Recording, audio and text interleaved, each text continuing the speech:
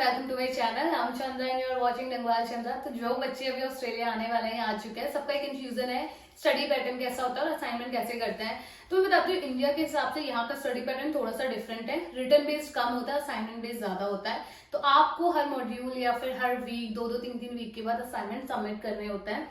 अब देखो, मैं आपको इस वीडियो में इन जनरल बता रही हूँ कि असाइनमेंट्स का क्या कॉन्सेप्ट होता है, बिकॉज ना हर स्टूडेंट्स का हर सब्जेक्ट का अलग अलग असाइनमेंट क्राइटेरिया होता है।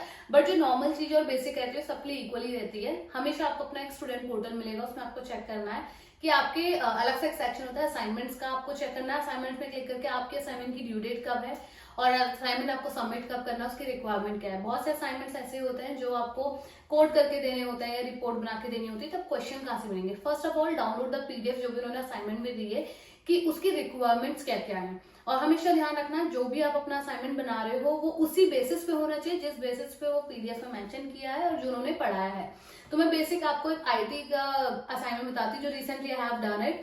तो मेरा एक था जावा प्रोग्रामिंग का था, उसमें हमें एक एप्लीकेशन यूआई इंटरफेस बना के उन्हें शो करना था कि एग्जैक्टली कोई एक मैनेजमेंट सिस्टम है। तो उनकी रिक्वायरमेंट ये थी उस असाइनमेंट की कि सबसे पहले आपको एक रॉ वीडियो बनानी, वो भी आपके असाइनमेंट में ही काउंट होती है फॉर 5 पॉइंट्स। तो उसमें मुझे क्या करना था, जो भी अभी तक मैंने कोड कर चुका है उसका मुझे स्क्रीन रिप्रेजेंटेशन करके उसको एक्सप्लेन करना था। इसका सेकंड स्टेज ये था कि मुझे अपनी एक रॉ फाइल सबमिट करनी कि जितना भी मैंने अभी तक कर लिया, क्योंकि it's a lengthy like assignment.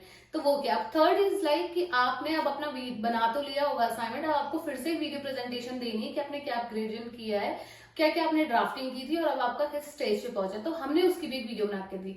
And the last point is अब करना था हमें असाइनमेंट सबमिट। तो मेरे पीडीएफ की रिक्वायरमेंट थी कि आपको ये आईडी यूज करनी है, ये इंटरफेस यूज करना है, ये वाला एसक्यूएल यूज करना है, you have to prepare a report, readme file और your coding.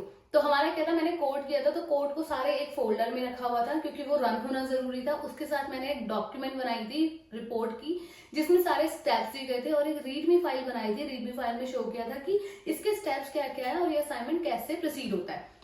This is the basic thing. अगर मैं और इन जनरल बोलूं, जैसे कि हमारा एक स्टेट्स का प्रोजेक्ट था जिसमें असाइनमेंट्स की पीडीएफ आई थी कि आपको कोई ना एक सिनेरियो दे देंगे। मोस्टली असाइनमेंट ऐसे होते हैं सिनेरियो बेस्ड दे देंगे कि आपको क्या करना है, कैगल से कोई भी एक डेटा डाउनलोड कर लो, ठीक है। तो बोलेंगे कि हाँ एक डेटा आपको डाउनलोड करना है, पहले उस डेटा को आपको फिल्टर करना है, विजुअलाइज करना है, क्लीनिंग करनी है, उसके बाद जाके आपको रिपोर्ट जनरेट करनी है। तो कैसे होगा, आप कैगल से कोई भी अपना डेटा ले लो, उसमें अब स्टेट्स है तो आपने जो भी उसके अंदर पढ़ा है, जो आपके असाइनमेंट वाले ने आपको पढ़ाया है, आपके प्रोफेसर ने, वो चीजें इंप्लीमेंट करनी है। तो हमें जैसे डेटा विजुअलाइजेशन दिखाना था, we use Excel, power BI, something किसी प्रोजेक्ट में, वो सारा करके हमने सारे स्क्रीनशॉट्स लगाए थे।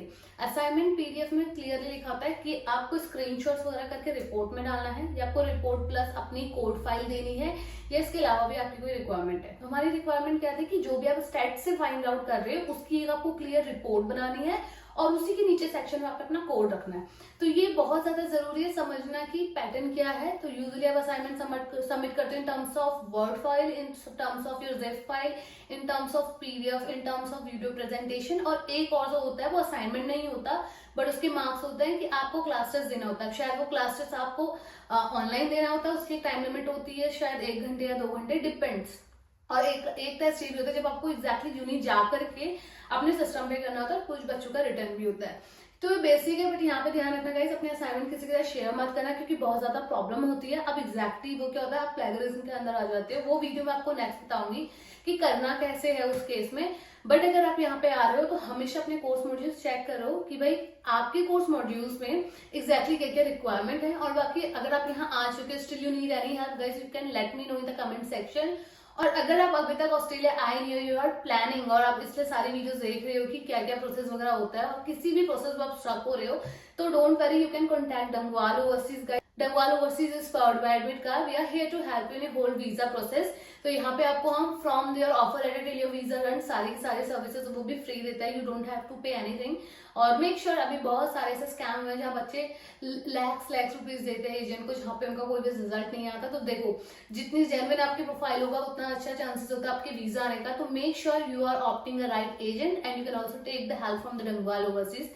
Late me know in the comment section कोई भी इशू हो, लिंक मैंने डिस्क्रिप्शन पे दिया है, you just need to access that link. और जैसे ही आप उस लिंक को एक्सेस करते हो, me and my team will get back to you on call और जो भी आपकी क्वेश्चन क्वेरीज होगी वी विल हेल्प यू।